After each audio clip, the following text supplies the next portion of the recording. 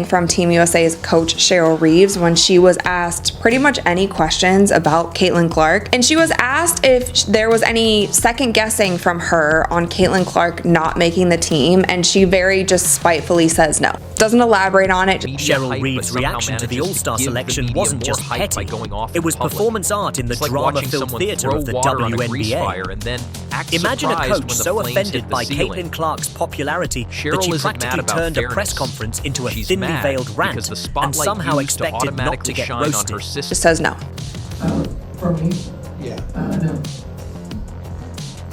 And it's funny to me how even she coached this game, because if you didn't think Caitlin Clark was the caliber of player that she is, then why would... The moment Cheryl was asked if there was any regret about leaving Caitlin Clark off Team USA, she hit him with the most dry no you've ever heard. Let's call it what it is. No. A good old-fashioned no today, no tomorrow, envy. no context, no comfort. Just a vibe. And that tells us the whole truth. The truth being, she's mad. Clark's not only relevant, she's magnetic, turning every WNBA arena into a sold-out spectacle and giving the league a heartbeat it hasn't had in decades. And here's the kicker. If Clark wasn't that good, why did Cheryl's team feel the need to trap her, face guard her, and throw every possible defensive look at her? You don't game plan like that against Irrelevance. You do that because you're scared, because she's that impactful. What do you get when a championship coach transforms into a clipboard-wielding flamethrower? Chaos, side eyes, and a pile of passive-aggressive quotes that practically beg to be memed.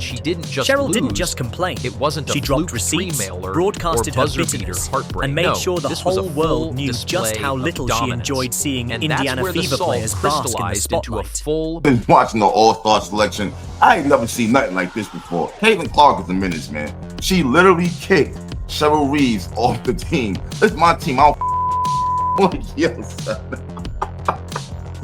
Cheryl Reeves, you asked. If WNBA politics were a bonfire, Cheryl just walked in with a gallon of gasoline. And what's hilarious is the poetic justice of the situation. Because now, Cheryl Reeve is coaching the very team captained by Caitlin Clark. Yes, the same Clark who got snubbed from Team USA. The same Clark whose rise made Reeve's criticisms look outdated and tone-deaf. And if that isn't karmic comedy, what is? Sandy Brondello will coach Collier's team, while Cheryl has to coach Clark's squad. The basketball equivalent of getting seated next to your ex at a wedding. And let's be honest, Reeve may have a good record, but she's playing 1999 ball in a 2025 league.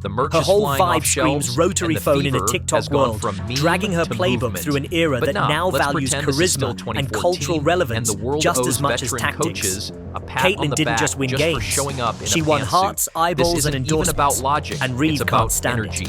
The All-Star draft was Clark's playground, and the first thing she did was trade her assigned coach Cheryl Reeve to the other team. Let that sink in. Clark didn't just pick her team. She made sure to remove her biggest critic from her sideline. It wasn't petty, it was iconic. You asked for it. So now Sandy Brondello will be coaching Caitlin Clark's team, and Cheryl Reeves is going to be coaching the Reese and Collier's team. This is insane right here. And it's like, yo, Cheryl Reeves, I get it. You have the best record in the WNBA so far. You won as many. It was the kind of flex only a true superstar can pull off. And then Reeve, already simmering, watched the Indiana Fever. Yes, the very squad Cheryl tried to keep out of the Olympic conversation. Stomp all over her team in the Commissioner's Cup. It wasn't even close. It wasn't a last-second miracle. It was domination. And that's what really burned Cheryl. The All-Star votes didn't sting. The scoreboard did. Cheryl could hand out Nobel Prizes and free Teslas, and fans would still boo because the energy is off. It's giving grumpy principle when everyone else is dancing at prom. And now she's trying to pretend it's about fairness. Please, if her players had gotten the nods, she'd be throwing glitter and doing victory laps on LinkedIn about culture and grit. But the minute the limelight shifts, suddenly it's about justice and integrity of the game.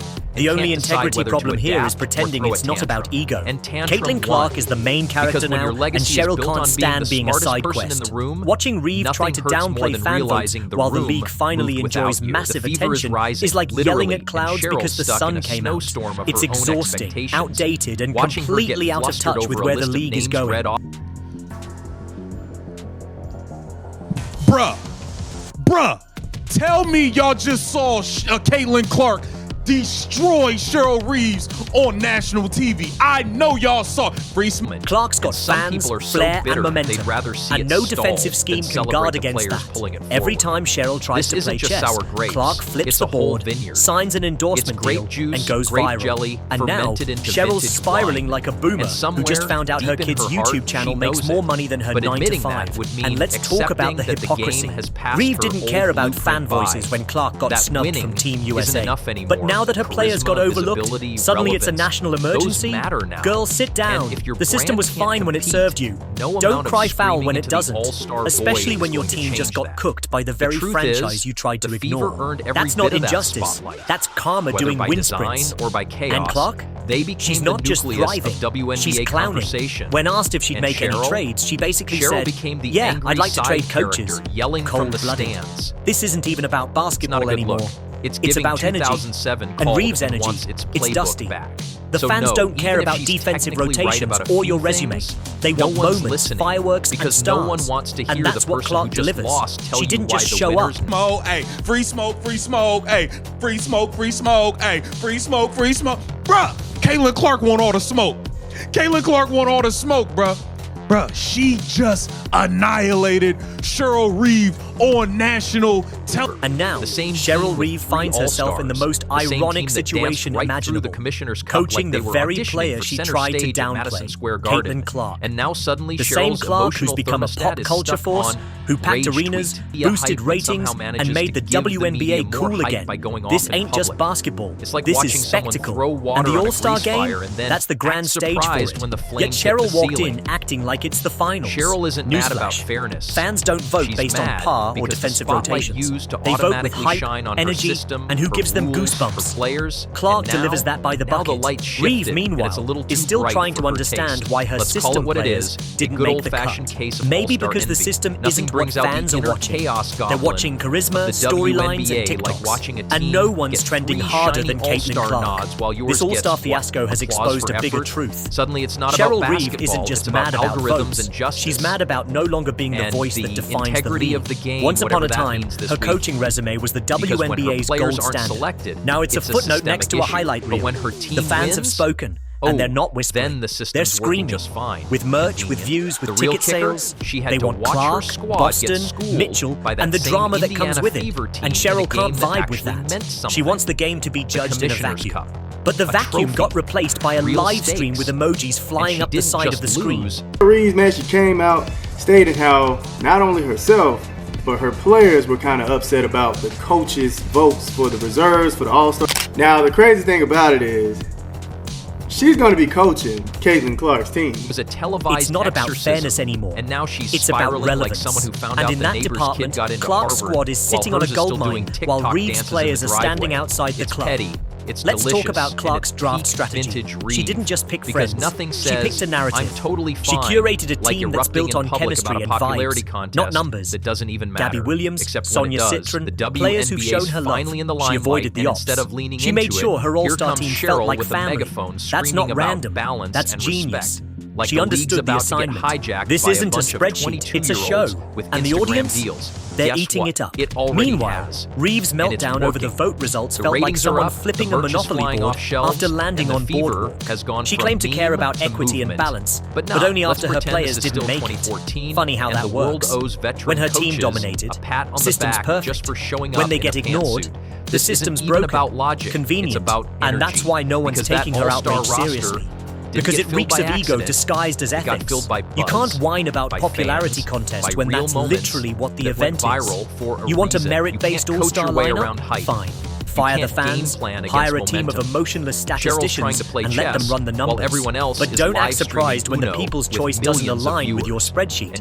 The WNBA All-Star Draft was fun between Caitlin Clark and Nafisa Collier, the team captains, picking the players, picking the rosters. But the most interesting aspect was the coach swap, because Clark traded Cheryl Reeve, who was the coach. That's the whole point. The game belongs to the fans now, and they're voting with their hearts, their wallets, and their retweets. Clark isn't gaming the system. She is the system. Her rise didn't happen in a vacuum. It was fueled by connection, visibility, and a bit of chaos. And that's It's what always makes her fascinating magnetic. how quickly You teamwork can't and coach merit that. turns into You can't this is defend rigged against it. when the votes don't All go you can your do way. is adapt The system's or complain. broken. But only when Cheryl it breaks chose away the from the latter. same tired power And now she's been structures.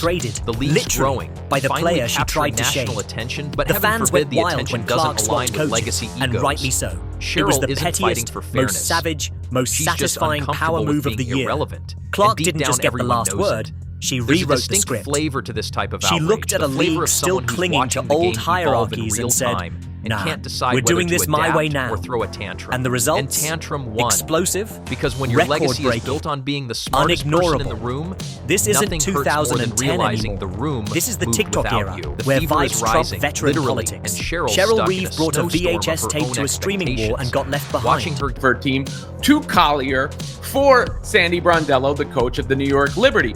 Of course, Reeve is Collier's head coach for the Minnesota Lynx, so that makes sense.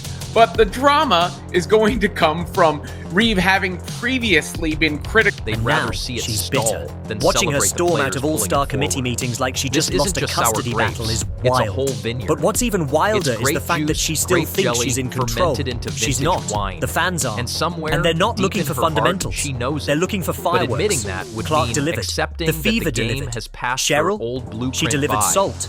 And That salt winning doesn't sell jerseys. isn't enough anymore. This whole Charisma, saga reveals visibility, just how relevance, unprepared some legacy those figures matter are for the now. WNBA's And if new your reality. brand can't The old compete, rules are gone. no amount It's of not about screaming who into coached the best all-star team in void is going to 2014. change that. It's about who owns the truth moment. is, the Clark fever owns it. earned every bit Reeve of that resents spotlight. it. And that Whether by resentment design has made her or the by league's chaos, most they accidental became the villain. nucleus The of internet never WNBA forgets, conversation. and neither do fans. And Cheryl? The deleted tweets, Cheryl the shady became the angry interviews, side the passive-aggressive character yelling takes. from the stands. It's all there. It's part of the not a good storyline now. look. It's And in the giving age of receipts and 2007 reels, called that and wants storyline his matters playbook just back. as much as stats. So no, even That's if why she's the crowd in technically Indy right is about going a to be few all in for things, Team Clark. no one's listening. It's not just about because basketball. no one wants It's to about hear the symbolism. person who just lost The new tell you why the WNBA winner versus is the not that old guard. impressive. Momentum That's not versus analysis. maintenance. They're there, they're there. There's nothing no crying and whining is going to do about it. The same way you didn't give two shits about Caitlin Clark's fan base and all that. Don't nobody give two shits about your crying. You know what I'm saying? Like that, you're coaching Caitlin Clark's team. I don't understand why.